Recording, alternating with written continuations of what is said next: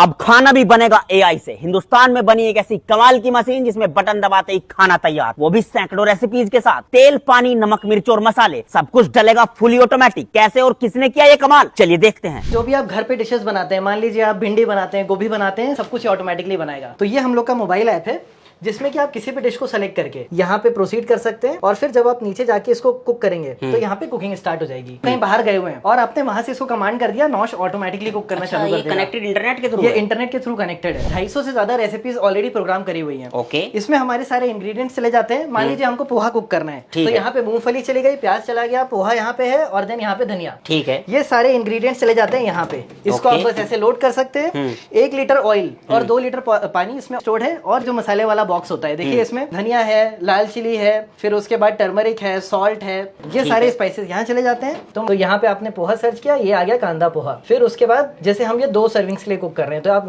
1 2 3 या 4 बोल सकते हैं। ठीक है। फिर उसके बाद यहाँ पे ऐप में वो आपको दिखा देता है कि आपको जैसे 1 प्याज चाहिए, फिर उसके बाद आपको कितनी मूंगफली चाहिए, ऐसे ये सारे इंग्रेडिएंट्स दिखा देता है। तो ये देखिए जैसे इमेज में दिख रहा है बिल्कुल वैसे ही ट्रे प्रिपेयर करी गई। तो यहाँ पे ये इंडक्शन है जिससे हीटिंग हो रही है। ये अपना पैन है, ये अपना इस तरह है, चमचा होता है या स्पैचुलास होते हैं, ये वो हो गया। और बस हम अब कुक पे क्लिक कर देंगे। ये देखिए ये कैमरा व्यू आ गया और अब नॉश ऑटोमेटिकली कुक करने लगेगा। इसको हम ओपन रख के भी कुक कर सकते हैं क्योंकि ये इंडक्शन बेस्ड कुकिंग है। तो अभी क्या होगा, ये स्टरर जो है वो नीचे आएगा कि इंडक्शन अब चालू हो गया है। तो अब ये क्या करेगा, सबसे पहले पैन को हीट करेगा, फिर थोड़ा सा ऑयल जाएगा। तो जो आप पीछे 2 देख रहे हैं पाइप्स जी, वो ऑटोमेटिकली मेजर करके अब ऑयल ऐड करेगा। हीट होने के बाद उसमें राई ऐड होगी। फिर उसके बाद इसमें क्या होगा, पहले ट्रे से पीनट्स ऐड होंगे और फिर उसके बाद वो ड्राई रोस्ट होगी। रोस्ट होने के बाद फिर उसके बाद हम प्याज ऐड करेंगे, फिर उसको भुनेंगे। फिर उसके बाद पोहा ऐड होगा, फिर उसके बाद उसमें हल्दी और नमक ऐड होगा ऊपर से, और फिर उसके बाद एंड में धनिया ऐड होगा। और ये सारा काम ऑटोमेटिक चल रहा है। ये सब काम आपको कुछ नहीं करना, जैसे बैठ जाना है। प्रेफरेंसेस में जाके ठीक है, आप वो बोल सकते हैं कि मेरे को स्पाइस लेवल इंक्रीज करना है। ओके, कुकिंग कंप्लीट हो चुकी है। और जब ये कंप्लीट हो जाता है पूरा बन के तो फिर ऑटोमेटिक ऑफ भी हो जाता है। ऑटोमेटिक ऑफ हो जाएगा, आपके मोबाइल में नोटिफिकेशन आ जाएगा कि आपका खाना रेडी है। तो ये मैं सर्व कर देता हूँ आपको। जैसे कि अगर आप देखेंगे ना तो पीनट सारे रोस्टेड हो गए अच्छे से। तो अब आप ट्राई कर सकते हैं, बिल्कुल बिल्कुल, बता सकते हैं कैसा लग रहा है आपको पोहा। लाजवाब।